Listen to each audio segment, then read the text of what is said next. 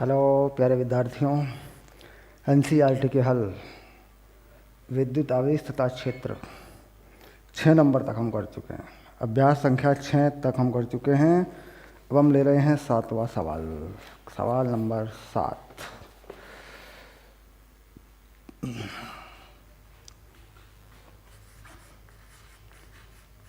अभ्यास एनसीईआरटी सवाल नंबर है 7। ठीक, सवाल नंबर 7 में क्या कहता है जरा देखिए एक बार। स्थिर वैद्युत क्षेत्र रेखा एक संतत वक्र होती है, अर्थात कोई क्षेत्र रेखा एकाएक नहीं टूट सकती। पहली बात तो ये है।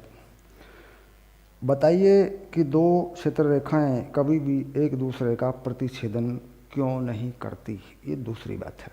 जबकि हमने पढ़ाया था इस चैप्टर में, आपको बताया था कि बीच में रेखा क्यों नहीं टूटती, है ना। तो यहाँ पर देखते हैं, परिभाषित करते हैं ए को किसी बिंदु आवेश के लिए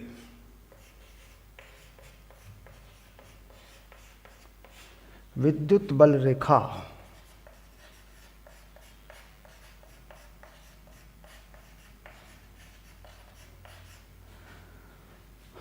आवेश से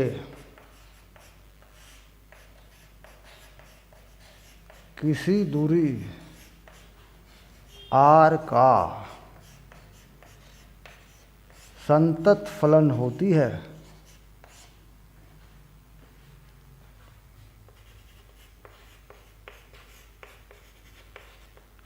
E प्रोपोर्शनल टू 1/r², ऐसे, यानी r का संतत फलन होती है। देखिए मैंने बता दिया आपको कैसे कि भाई अगर कोई बिंदु आवेश है, बिंदु आवेश पर कूलॉम का नियम है, उसी पर ये परिभाषा हमें देनी होगी। संतत फलन होती है। संतत फलन बोलते हैं कंटिन्यूअस फंक्शन, लगातार। ठीक, अब यहाँ दिख भी रहा होगा आपको, यह r बराबर अनंत पर शून्य है तथा r के बढ़ने के साथ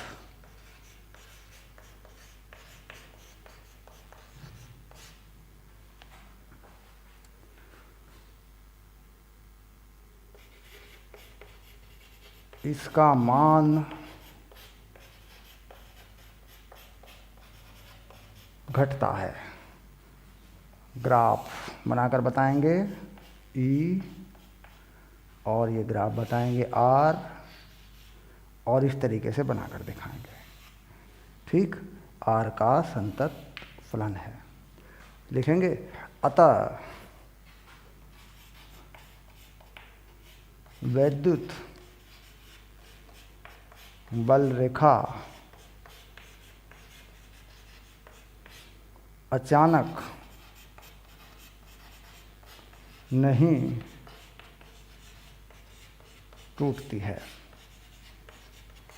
अचानक टूटती नहीं है। ऐसा नहीं है कि विद्युत बल रेखा जो है बीच में कहीं टूट जाए फिर शुरू हो जाए, ऐसा नहीं है। वजह सिर्फ इतनी है कि किसी बिंदु आवेश के लिए विद्युत बल रेखा आवेश से किसी दूरी r का संतत फलन है।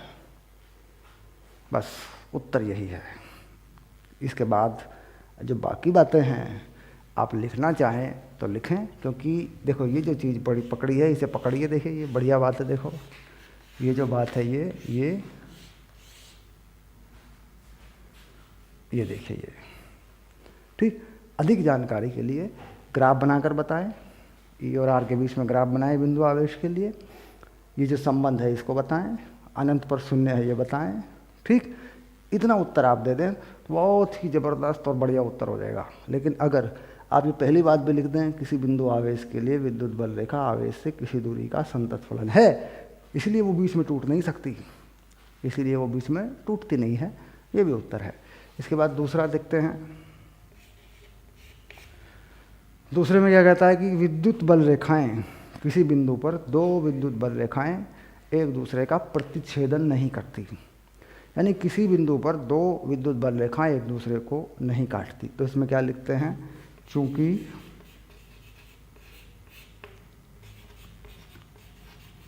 विद्युत क्षेत्र एक सदिश राशि है, किसी एक बिंदु पर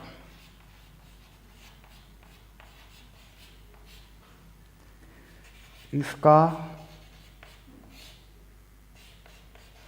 एक ही परिमाण व एक ही दिशा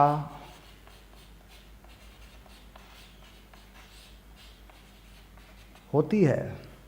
विद्युत बल रेखा के वक्र पर, विद्युत बल रेखा के वक्र पर किसी बिंदु पर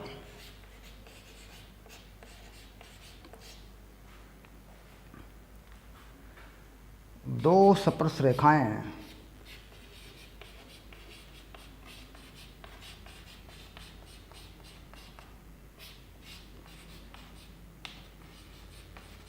संभव नहीं है, क्योंकि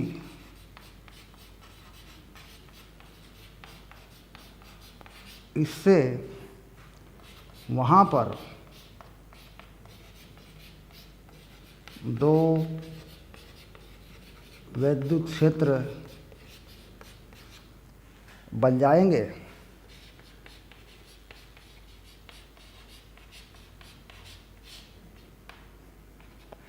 इसीलिए दो विद्युत बल रेखाएं एक बिंदु पर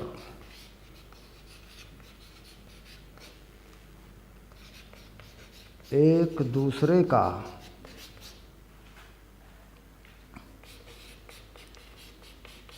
प्रतिच्छेदन नहीं करती हैं। ठीक, अब देखिए इसको एक बार पढ़ के समझ लें और याद कर लें। ठीक, याद करने में फ़ायदा है, अभी के अभी याद हो जाएगा ये। ठीक, क्या कहा, चूंकि विद्युत क्षेत्र एक सदिश राशि है। सबसे बढ़िया बात देखिए, विद्युत क्षेत्र एक सदिश राशि है। सबसे मुख्य बात, किसी एक बिंदु पर इसका एक ही परिमाण व एक ही दिशा होती है। यानी किसी भी सदिश राशि का किसी एक बिंदु पर एक ही परिमाण होता है और एक ही दिशा होती है। विद्युत बल रेखा के वक्र पर या विद्युत विद्युत क्षेत्र के वक्र पर, ऐसा लिख सकते हैं, विद्युत बल रेखा के वक्र पर या विद्युत क्षेत्र रेखा के वक्र पर, है ना, यहाँ विद्युत क्षेत्र भी लिख सकते हैं, या विद्युत क्षेत्र के वक्र पर ऐसा लिख सकते हैं। ये भी बात, दोनों विद्युत क्षेत्र के वक्र पर, जो वक्र बनता है, रेखा कहते हैं जिसको, किसी बिंदु पर दो स्पर्श रेखाएं संभव नहीं है, क्योंकि एक वक्र पर एक जगह पे एक ही स्पर्श रेखा होती है। ठीक, क्योंकि इससे वहाँ पर दो विद्युत क्षेत्र बन जाएंगे, क्योंकि दो विद्युत क्षेत्र बनेंगे तो दो स्पर्श रेखा बनेगी। इसलिए दो विद्युत बल रेखाएं एक ही बिंदु पर एक दूसरे का प्रतिच्छेदन नहीं करती, क्योंकि वहाँ दो स्पर्श रेखाएं हो नहीं सकती। दो स्पर्श रेखा हो जाएंगी तो दो विद्युत क्षेत्र बन जाएंगे। लेकिन क्या है कि विद्युत क्षेत्र एक सदिश राशि है, तो सदिश राशि को दिखाने वाली रेखा ही, सदिश राशि को बताने वाला वक्र ही विद्युत रेखा होता है, विद्युत क्षेत्र की रेखा जैसा होता है, या विद्युत क्षेत्र की रेखा होता है, या विद्युत क्षेत्र का कर्व होता है, वक्र होता है। इसीलिए कह रहे हैं कि एक ही जगह पे दो विद्युत क्षेत्र अलग अलग दिशाओं में नहीं हो सकते। ठीक, तो हमने बेसिकली यहाँ ये बताया कि विद्युत क्षेत्र एक ही जगह पे दो विद्युत क्षेत्र नहीं हो सकते। दो विद्युत क्षेत्र होंगे तभी दो रेखाएं बनेंगी, दो स्पर्श रेखाएं बनेंगी, एक दूसरे को काटेंगे। उसका हमने स्पष्ट कर दिया कि वह एक सदिश राशि है, किसी एक बिंदु पर उसका एक ही परिमाण होता है, एक ही दिशा होती है। यहाँ तक ये बात पूरी हो जाती है। ठीक, इसके बाद थोड़ा और मिला लेते हैं, इसमें आगे की चीज़ भी लिख लेते हैं, लेकिन फोकस किस बात पर है, पकड़ना किस बात को है, इसी बात को पकड़ना है। विद्युत क्षेत्र एक सदिश राशि है, एक बिंदु पर इसकी एक ही दिशा है, एक ही परिमाण है। ठीक, चलिए ये था एक थ्योरेटिकल सवाल, उत्तर आपके सामने है, याद कर लें, अपने नोटबुक में नोट कर लें। ठीक है, चलिए आगे चलते हैं। ये था 7 नंबर।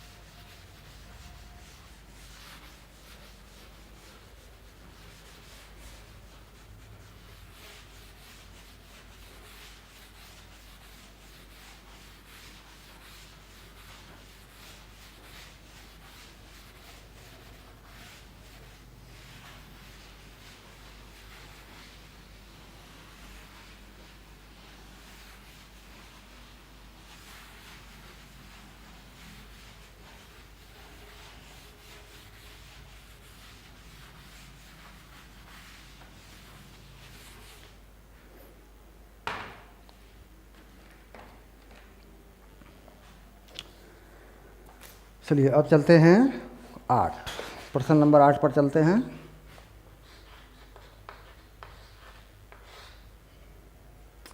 दो बिंदु आवेश +3 -3 निर्वात में एक दूसरे से 20 सेंटीमीटर की दूरी पर रखे हैं। दोनों आवेशों को मिलाने वाली रेखा ए बी के मध्य बिंदु O पर कितना क्षेत्र होगा? यदि इस बिंदु पर 1.5 × 10⁻⁹ कूलाम परिणाम का एक ऋणात्मक आवेश रख दिया जाए तो इस पर कितना बल लगेगा, कितना बल अनुभव करेगा? तो आवेश हैं +-3 और रखे हैं 20 सेंटीमीटर की दूरी पर। तो आवेशों को बनाते हैं पहले। +3 माइक्रोकूलम -3 माइक्रोकूलम, और ये रखे हैं बिल्कुल मध्य बिंदु से लेते हैं तो ये देखो दूरी बनेगी 10 सेंटीमीटर। इधर से भी बनेगी ये 10 सेंटीमीटर। इसे कह रहे हैं कि ये ए है, इसे कह रहे हैं ये बी है। ठीक, और ये हो गया इनको मिलाने वाली रेखा का मध्य बिंदु, इसको ओ बता रहे हैं। ओके,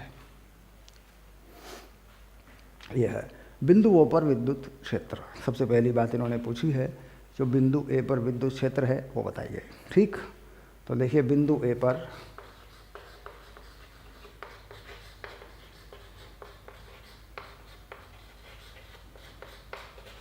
विद्युत क्षेत्र, ठीक, इसे लिख देते हैं ई ओ।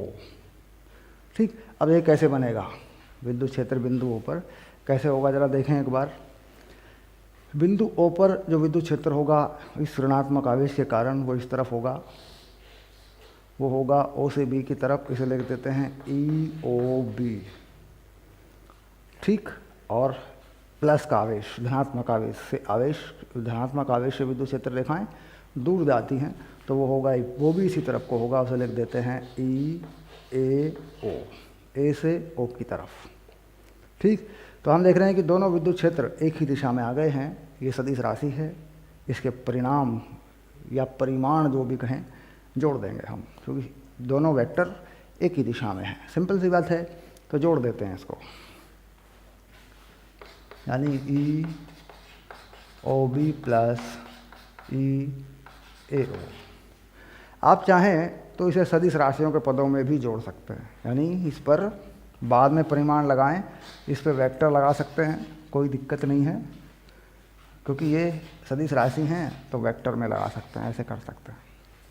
ठीक, लेकिन यहाँ पे चूँकि हमें फिर परिभाषित करना पड़ेगा कि ये एक्स अक्ष है, ये वाई अक्ष है, इस तरीके से लेना पड़ेगा, तो ये लिखें, इससे अगली लाइन में हम परिमाण में लिख देते हैं इसको ई ओ। अब देखिए ओ बी कितना हो रहा है, ओ बी देखिए ये बनेगा आर, जो कि 10 सेंटीमीटर है, यह भी आर बनेगा ये भी 10 सेंटीमीटर है। ऐसा दोनों आवेश परिमाण में समान हैं और प्रकृति में विपरीत हैं। उसके हिसाब से देखा जाए तो दोनों आवेशों के विद्युत क्षेत्र कितने बनेंगे? 9 × 10⁻9। पहला आवेश 3 10⁻⁻6। ये 6 क्यों लगा माइनस में? माइक्रो की वजह से। कितनी बीच की दूरी है? 0.1 का वर्ग। ये जो विद्युत क्षेत्र है ये OB है, यानी ये वाला है। विद्युत क्षेत्र में आवेश का चिन्ह नहीं लगता, ध्यान रखेंगे, माइनस नहीं लगता, क्योंकि विद्युत क्षेत्र सदिश राशि है। हम उसे आवेश की प्रकृति के आधार पर उसकी दिशाओं को निर्धारित करते हैं। जैसे हमने अभी माइनस वाले से कहा कि उसका विद्युत क्षेत्र उसकी तरफ होता है ना। चलिए दूसरे वाले का भी, तो ये भी इतना ही बनेगा, क्योंकि सारी बातें सेम हैं।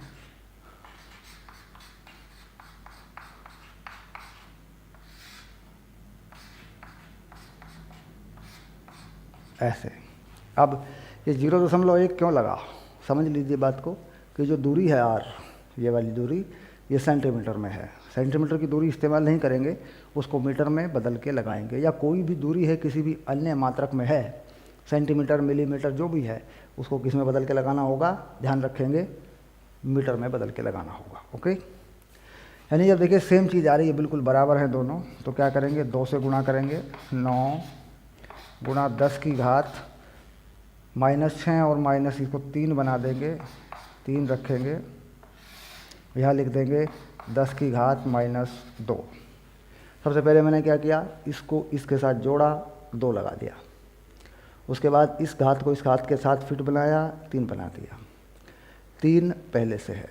0.1 को मैंने 10⁻⁻2 लिखा। इसके बाद देखिए, अब इसको मैं बना दूंगा 54, 9 × 54, 10⁻⁻5, 10⁻⁻5 नहीं, +5 है ना, पॉजिटिव है। ये देखिए, ये आ गया। तो ये विद्युत क्षेत्र है O पर, और ये है किस दिशा में? बताना पड़ेगा आपको कि ये विद्युत क्षेत्र किस दिशा में है। अब देखिए, परिणामी विद्युत क्षेत्र O से B की तरफ आया है। दोनों विद्युत क्षेत्र दोनों आवेशों के कारण एक ही दिशा में है, और वो O से B की तरफ है। ठीक, तो लिख देंगे OB के अनुदिश, ये लिख दिया। ठीक, मात्रक जरूर लिखेंगे इसका, न्यूटन प्रति कूलम। ठीक, बात पूरी हो गई। ये विद्युत क्षेत्र आया, एक उत्तर हो गया। इस उत्तर को थोड़ा ठीक करेंगे, यहाँ पे 1 दशमलव लगाएंगे, यहाँ 10⁻6 लिख सकते हैं। ठीक, यानी इसको थोड़ा ठीक करेंगे तो 5.4 10⁻6 न्यूटन प्रति कूलम। ओके, ये बनी है, देखिए। ठीक, इसके बाद इसके उत्तर की जांच करें। उत्तर की जांच कर लेते हैं।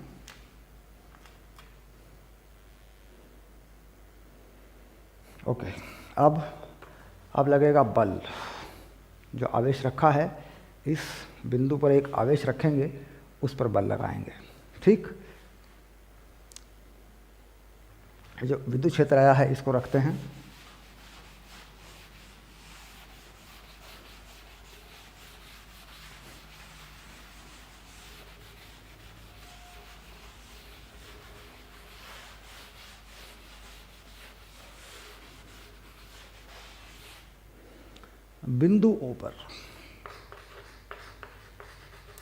बिंदु O पर आवेश, कितना आवेश है? ऋणात्मक आवेश है 1.5 10⁻⁻9 -1.5 × 10⁻⁹ कूलम आवेश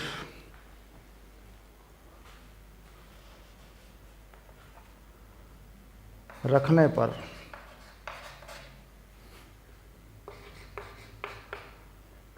इस पर लगने वाला बल। ठीक, अब यहाँ पर मान लीजिए मैं इस पर एक माइनस Q आवेश रख देता हूँ, ठीक। तो माइनस के आवेश पर विद्युत क्षेत्र की दिशा के विपरीत बल लगता है। ध्यान रहेगा कि माइनस के आवेश पर, ऋणात्मक आवेश पर विद्युत क्षेत्र की दिशा के विपरीत बल लगता है, यानी इस आवेश पर जो बल लगेगा वो विपरीत दिशा में लगेगा, F। ये देखिए इस तरफ, और जो F होगा उसका मान होगा QEO, यानी जो भी विद्युत क्षेत्र है बिंदु O पर वो, और ये कितना आवेश है। आवेश का चिन्ह लगाने की आवश्यकता यहाँ पे भी नहीं है, ये आवेश माइनस का है, इससे सिर्फ ये ही बात तय होगी कि बल किस दिशा में है, ठीक। तो ये बल किस दिशा में है, OA के अनुदिश ये बल है, ठीक। ये बात पक्की हो गई, O से A की तरफ, ठीक। चलिए लगा देते हैं वैल्यू। तो ये आवेश है 1.5 10⁻⁻⁹, विद्युत क्षेत्र है 5.4 10⁻⁶, ये न्यूटन का बल है। बस यही तुम्हारा उत्तर है, ठीक। उत्तर में दिशा बताएंगे OA के अनुदिश, ठीक। अब इस उत्तर को हल करेंगे तो आपको उत्तर यानी इसका आंसर मिल जाएगा, ठीक। गुणा करके देख लें तो उत्तर मिलेगा।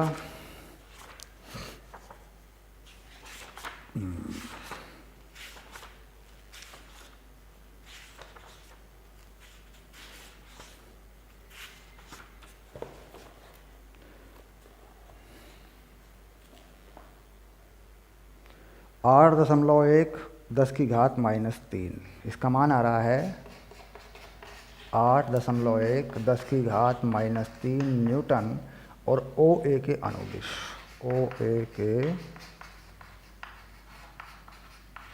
अनुदिश, देखिए ये आ रहा है उत्तर, ये उत्तर आ रहा है, देखो, ठीक। तो ये था आपका सवाल नंबर 8।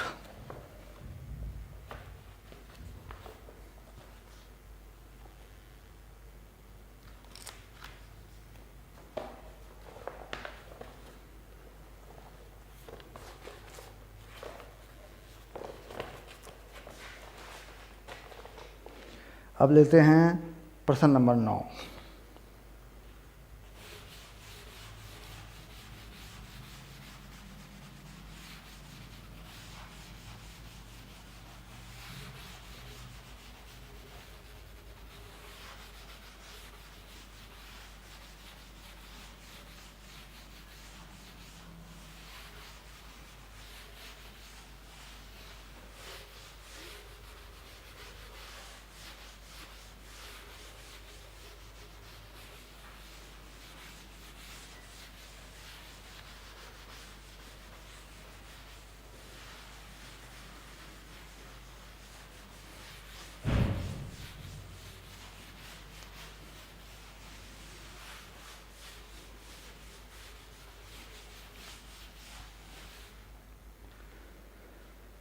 ये पढ़ाई है एक सहज प्रक्रिया है, बिल्कुल शांति से भरी हुई एक व्यवस्था।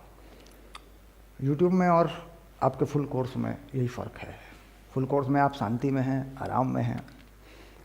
अब फीस आप दे चुके हैं, जो भी फीस निर्धारित की गई है वो आप दे चुके हैं, और यहाँ पर आपको अच्छी तरह पता है कि क्लास चल रही है हमारी। तो क्लास चल रही है तो क्लास में पढ़ने का नियम ये है कि एक रफ कॉपी रखें अपने पास, अपनी कॉपी रखें, अपनी कॉपी में अपना नोट्स बनाते जाएं। कोई छोटी सी डायरी बना लें, है ना, उस डायरी में नोट्स बनाते जाएं। इम्पोर्टेंट फार्मूले और जो ज़रूरी बातें हैं जो लिखी गई हैं या मैंने बताई हैं वो याद करते चलें, उनको बनाते चलें। समय लगता है, घंटा 2 घंटा रोज़ पढ़ें, 100% रिजल्ट मिलेगा आपको, 100% रिजल्ट गारंटी से। यूट्यूब पे क्या होता है कि कुछ पता नहीं चलता, कोई कितनी देर देख के, अब मान लीजिए 1 घंटे का वीडियो 2 मिनट देख के चला गया, कोई 5 मिनट देख के चला गया, तो ये कुछ नहीं। यूट्यूब पे कहीं कोई पढ़ाई यूट्यूब पे नहीं हो रही है, सच में कह रहा हूँ, एक्सपीरियंस से कह रहा हूँ। वहाँ पे सिर्फ आना जाना लगा रहता है। तो यूट्यूब पे वीडियो डालने का पर्पज़ हमारा यह है कि वीडियो यूट्यूब पे देख करके आप कहीं ना कहीं और फिर ये तय करें कि भाई आपको फुल कोर्स में पढ़ना है। नहीं तो जो वीडियो यूट्यूब पे हैं उन्हें बच्चे पढ़ ही रहे हैं, देखते ही हैं अपना, कोई टॉपिक आपने देख लिया चलो ठीक है। यूट्यूब से आते हैं, हमारे पास एनरोलमेंट ऐसा भी नहीं है, हमारी वेबसाइट है, हम उसका ऐड करते हैं, बच्चे अलग से भी जाते हैं उस पर दोनों तरह की बातें हैं, ऐसा कुछ नहीं है। पर मेरा कहने का पर्पज़ ये है, मेरा उद्देश्य ये है कि पढ़ाई को पढ़ाई के तरीके से पढ़ें। अब यूट्यूब पे मान लीजिए आप पढ़ रहे हैं, बीच में ऐड लग गया वीडियो में, बहुत सारे ऐड लगते रहते हैं यूट्यूब पे, तो फिर इस टॉपिक का वीडियो यहाँ ढूंढ रहा है, वहाँ ढूंढ रहा है, कोई कैसे पढ़ा रहा है, कोई कैसे पढ़ा रहा है। अपनी एक दुनिया होती है पढ़ाई में, मतलब एक टीचर है, एक बच्चा है, बस आप तय करें ये सर हैं, मैं पढ़ना है, मुझे पूरा कोर्स करना है, इन्हें पढ़ाना है। अलग अलग टीचरों से कोर्स पूरा कभी नहीं हो सकता, संभव ही नहीं है वो। खैर चलिए चलते हैं 9 पर। अब चलते हैं प्रश्न नंबर 9 पर।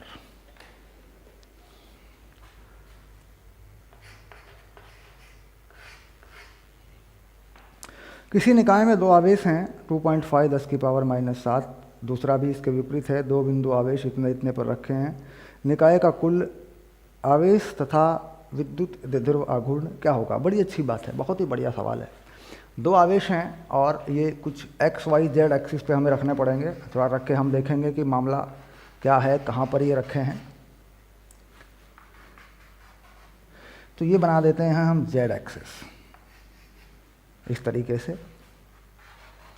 ये है पॉजिटिव z एक्सिस और इधर को है नेगेटिव z एक्सिस। इसे बना लेते हैं x एक्सिस, इसे बना लेते हैं y एक्सिस। ठीक, अब ये कह रहा है कि देखिए रखे हैं कहाँ पर, इसके रखने का तरीका क्या है। जो प्लस वाला है वो माइनस के निर्देशांक पर है 15, यानी यहाँ जो आवेश है ये प्लस का आवेश है और ये है 0,0, -15 सेंटीमीटर पर, ऐसे। ठीक, ये आवेश कैसा है? प्लस का है, Q मान लेते हैं इसका मान ऐसे। और दूसरा आवेश भी इतनी ही दूरी पर है लेकिन प्लस में है, यानी दूसरा आवेश भी यहाँ पर कहीं पर है। ये आवेश है मान लीजिए माइनस का -Q और ये है 0,0,15 सेंटीमीटर। ठीक, तो पहला सवाल इन्होंने उठाया है कि कुल आवेश कितना है। ठीक, तो कुल आवेश कितना हो जाएगा ज़रा देख के बताइए, इसमें कुल आवेश कितना हो जाएगा? +Q -Q 0 हो जाएगा। तो कुल आवेश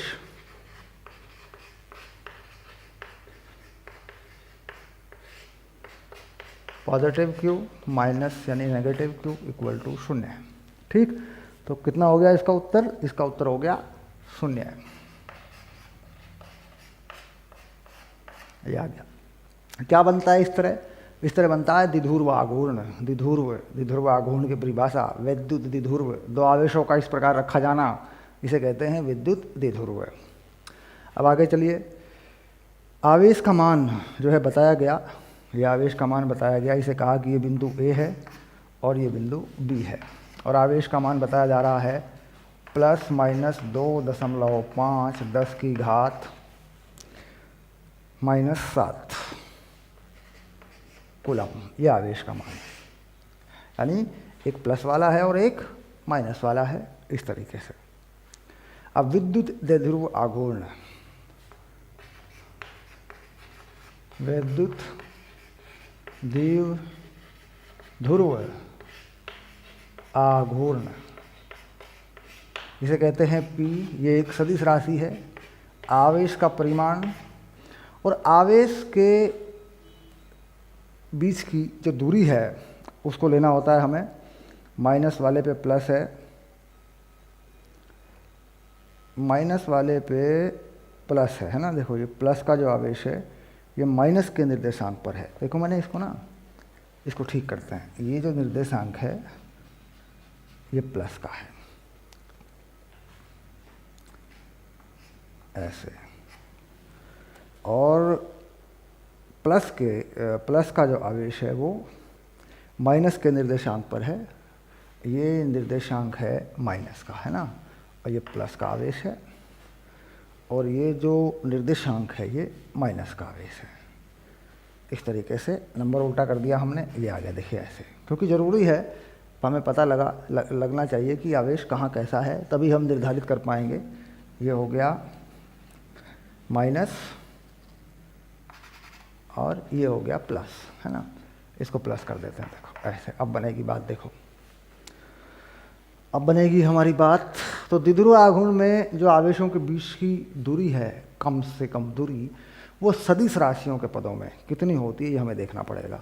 देखिए यहाँ से लेके यहाँ तक की दूरी कितनी है, ये बात स्पष्ट हो रही है कि ये 30 सेंटीमीटर है। ये तो पता चल रहा है कि ये 30 सेंटीमीटर है। तो इसको हम मीटर में बदल लेंगे, ठीक। हम क्या कहते हैं कि द्विध्रुव आघूर्ण होता है डी, और ये जो डी की दिशा होती है ये होती है माइनस से प्लस के चार्ज की तरफ, यानी जो पी की दिशा होती है वो माइनस से प्लस के चार्ज की तरफ होती है, ऐसे। तो हम यहाँ लगाते हैं डी का मान। तो कैसे लगाएंगे जरा देखें एक बार।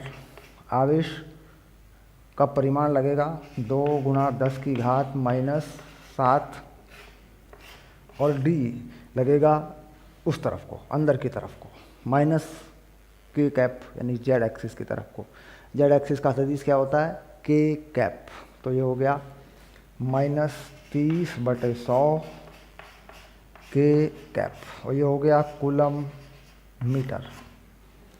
कूलम मीटर, आवेश किस में, कूलम में, और दूरी किस में, मीटर में। जो के कैप लगाया है ये क्या बता रहा है कि द्विध्रुव आघूर्ण की दिशा जेड अक्ष पर है।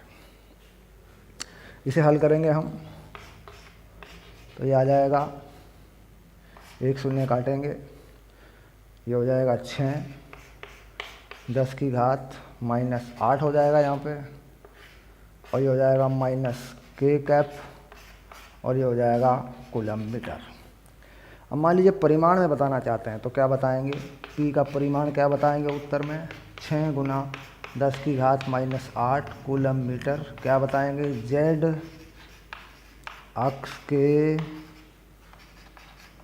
अनुदिश, ऐसे। जेड अक्ष के अनुदिश यानी माइनस जेड अक्ष पे हो या प्लस जेड अक्ष पे हो, उत्तर दोनों तरीक़ों से यहाँ बताया जा सकता है। जबकि बिल्कुल सही जो बात है वो ये है, इसको पकड़ना है, इसको समझना है। कैसे मैंने दिशा लगाई है वो देखना है। डी जो वेक्टर है ये आवेशों का विस्थापन सदिश है नेगेटिव चार्ज से पॉजिटिव चार्ज की तरफ। हो गया, चलिए ये हुआ उत्तर। दोनों उत्तर आ गए, कुल आवेश 0 हो गया, द्विध्रुव आघूर्ण मिल गया, ठीक। उसकी इकाई कितनी है ये भी पता लग गया। देखिए कुछ गलती हुई, -7 -8 है ना, देखो 6 लिख दिया बार बार। ये 6 पता है क्यों याद आता है, माइक्रो कूलम की वजह से याद आता है ये माइक्रो कूलम जो होता है ना, माइक्रो -6 में होता है, तो ये याद रहता है। चलिए क्वेश्चन नंबर 9, 7.5 2.5। अब देखिए यहाँ एक और गलती हुई है, आवेश जो है 2.5 है, उत्तर मिलाए बिना पता नहीं चलेगा, बड़ी गड़बड़ हो जाएगी ये देखिए। तो ये कितना हो जाएगा, 7.5। 3 से इसकी गुणा होगी, है ना, ठीक करें। ये मैथमेटिकल जो गड़बड़ है ना ये बहुत होती है। ये देखिए ये आ गया, ओके। आवेश का मान ये है, इसके अनुसार वहाँ पे रखना है वहाँ पे रखना है। यहाँ से वहाँ बहुत गलती होती है, ठीक। मैं अक्सर करता हूँ ऐसा, फिर बाद में आंसर मिला के दिखाता हूँ, देखो भाई ये गलती हो गई यहाँ पे, ताकि ये गलती आप ना करें, इसको ठीक करें आप गलती को। मैथमेटिकल मिस्टेक जो है, गणितीय गणनाओं में गलतियाँ, बहुत नंबर कटते हैं इस पर, ठीक। मैं उसे कर लेता हूँ, बाद में मिलाता हूँ, फिर देखता हूँ यार कुछ छूट तो नहीं गया। ये मतलब जो है पक्का कर देगा आपको कि भाई गलती जो है, गणितीय गलती नहीं होनी चाहिए, ठीक। चलो ये हुआ क्वेश्चन नंबर 9।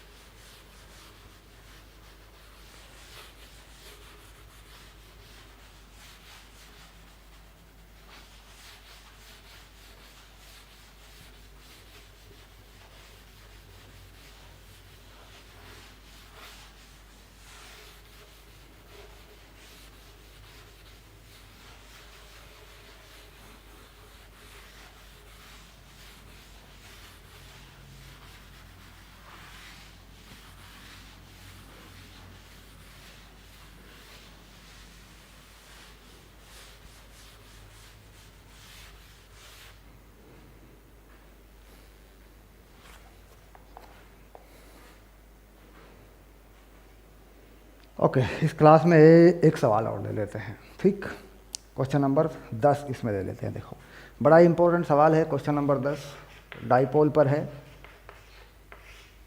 ठीक, क्या कहता है, 4 गुणा 10 की घात 9, 10 की घात -9 कूलम मीटर, यानी जो P डाइपोल मोमेंट का परिमाण है वो है 4 गुणा 10 की घात -9 कूलम मीटर। यह है द्विध्रुव का आघूर्ण, ये बताया आपको। कोई विद्युत द्विध्रुव 5 गुणा 10 की घात 4 न्यूटन प्रति कूलम के एक समान विद्युत क्षेत्र की दिशा से 30 अंश के कोण पर संरेखित है, यानी जो E का मान है वो बताया, E का परिमाण बताया गया है 5 10 की घात 4, 5 गुणा 10 की घात 4 न्यूटन प्रति कूलम, और दोनों के बीच का कोण बताया थीटा, ये बताया 30 अंश। ठीक, तो बड़ी आसानी से सवाल होगा। देखिए, इधर को मान लेते हैं E, थोड़ा चित्र बना के बता देते हैं। ये E हुआ, ठीक, और इसमें 30 डिग्री का कोण बनाते हुए ये कोई डाइपोल रखा हुआ है ऐसे। ये जो कोण है ये कितना है, ये है 30 डिग्री। ठीक, द्विध्रुव पर कार्यरत बल आघूर्ण, तो बल आघूर्ण कितना होगा, हम इसका सूत्र बना चुके हैं अच्छे से, इसे कहते हैं टाउ। ये कितना होता है, PE साइन थीटा। P कितना है, 4 गुणा 10 की घात -9। E कितना है, 5 गुणा 10 की घात 4। कितना कोण है, साइन 30। हल कर देंगे इसको, देखो, साइन 30 और 4, ये बचेगा 2, 10 की घात -5 गुणा 5, किस में आएगा, न्यूटन मीटर। न्यूटन मीटर में आएगा, क्यों, क्योंकि बल गुणा दूरी त्रिज्या। ठीक, इस तरीके से देखते हैं आघूर्ण को। आघूर्ण क्या होता है, बल गुणा बल, किस भुजा की लंबाई क्या है, R क्या है, न्यूटन मीटर में बनाते हैं, तो ये बन गया न्यूटन मीटर। ये बन जाएगा 10 की घात -4 न्यूटन मीटर। ठीक, ये बन गया बल आघूर्ण। बल आघूर्ण का ये परिमाण है, ये उत्तर है। ठीक, अगर दिशा की बात करें तो P और E के बीच में जो कोण है उसके अनुसार ये होता है। अब मान लीजिए P और E के बीच में जो कोण है, थोड़ा आगे बढ़ाता हूँ उस दिशाओं को, ये P और E की दिशा है, तो P ये है, E ये है। ठीक, पक्का करें, P और E के बीच में सदिश राशियों के गुणनफल में कोण ये लगेगा। ये कोण कितना है, ये है इधर को P से E की तरफ बढ़ता हुआ कोण है, इसे कहते हैं थीटा, जो 30 डिग्री है। अब इसी के हिसाब से अगर दाएं हाथ की हथेली से अंगूठा रख के इसे घुमा के देखें, यूँ कोण पे उंगली घुमाएं तो अंगूठा जाता है अंदर की तरफ। तल के लंबवत, P और E के तल के लंबवत अंदर की ओर, P और E के तल के लंबवत अंदर की ओर। अगर यहाँ दिखाना चाहें तो क्या दिशा बनेगी इसकी, P और E के तल के लंबवत अंदर की ओर।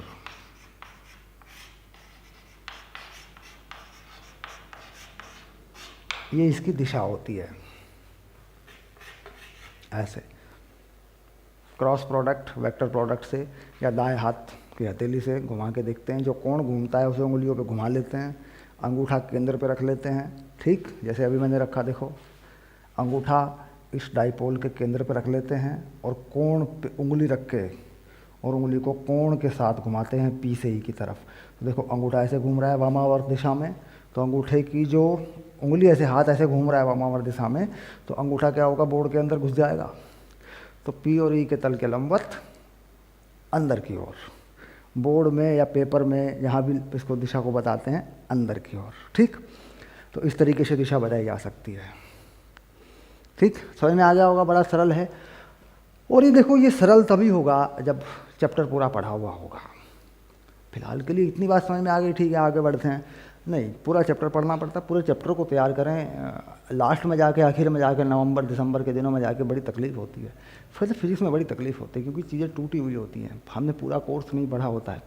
आप स्कूल में जाते हैं, वहाँ पूरा कोर्स नहीं मिलता, कहीं और पढ़ते हैं, वहाँ पूरे कोर्स में परेशानी आती है। वीडियो में तो ऐसी कोई समस्या नहीं है क्योंकि वीडियो तो अनलिमिटेड है, वीडियो की कोई सीमा नहीं है। और वीडियो में आप अकेले ही पढ़ते हैं, अकेला मैं, अकेले तुम, और तो कोई है नहीं, है ना। तो पूरा कोर्स कर लें, ध्यान से कर लें, ठीक।